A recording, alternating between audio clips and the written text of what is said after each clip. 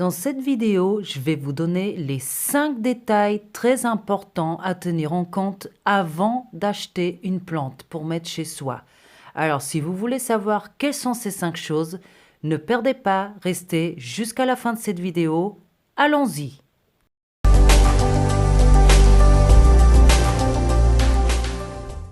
Hola! Soyez les bienvenus sur ma chaîne, je m'appelle Sandrina et aujourd'hui nous allons parler sur les 5 choses qui sont pour moi essentielles à tenir en compte avant de vous procurer un de ces beaux spécimens. La première chose et pour moi la plus importante à tenir en compte, c'est de savoir l'exposition que vous avez chez vous. Ça veut dire quoi? Est-ce que votre maison, est-ce que vos vitres y sont tournées à nord ou ils sont au sud? Est-ce qu'il y a du soleil toute la journée ou le contraire, il y a juste pendant le matin ou fin de soirée? Ça, c'est très important à tenir en compte parce qu'en sachant ça, vous allez savoir exactement les plantes que vous allez acheter et vous n'allez pas acheter des plantes qui ne sont pas adaptées. Ça veut dire, imaginons, vous allez acheter un cactus en plein nord, ça ne va pas du tout marcher. Vous allez vous frustrer et votre cactus, il va mourir. La deuxième chose très importante avant de vous procurer une plante est aussi de savoir à quelle famille elle appartient, au fait, quel est son nom scientifique. Et pourquoi c'est si important de savoir ça? Parce que ça ne sert à rien d'aller acheter une plante sans savoir absolument rien d'elle. Vous allez vous perdre, vous n'allez pas savoir quels sont les besoins basiques de cette plante. En sachant d'où elle provient, quel est son pays d'origine, vous allez avoir un tas d'informations très importantes pour que vous puissiez vous occuper correctement d'elle. Ça veut dire quoi?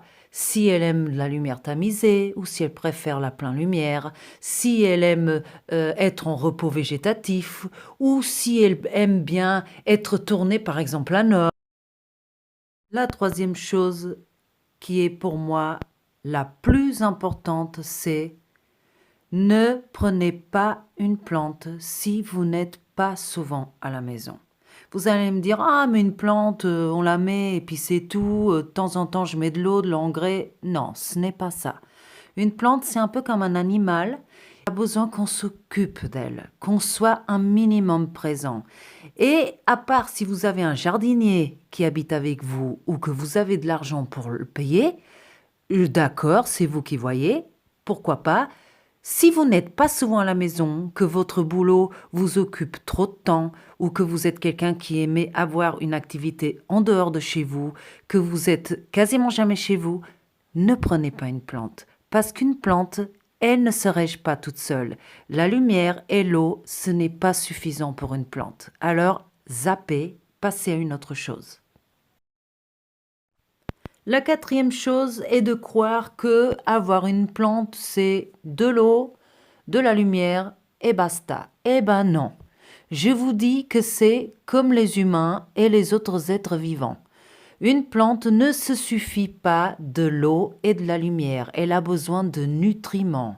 Et dans la nature, elle arrive à avoir ça à travers d'autres animaux, des autres arbres, des feuilles mortes, etc., etc. Mais dans les maisons, elles n'ont pas ça. Et c'est à qui de leur procurer? Nous, les humains. Et donc, ça veut dire quoi? L'engrais. Alors actuellement, il existe plusieurs styles d'engrais. C'est à vous de vous procurer celui avec lequel vous vous sentez le mieux. Et après ça, vous verrez, votre plante, elle va se sentir bien, elle va se sentir alimentée. Sans cela, elle peut éventuellement durer 1 année, max 2, et elle va commencer à dépérir, croyez-moi. Cinquième point essentiel, et ça, croyez-moi, c'est vraiment très important, c'est de ne pas être réaliste lors de l'achat. Ça veut dire quoi?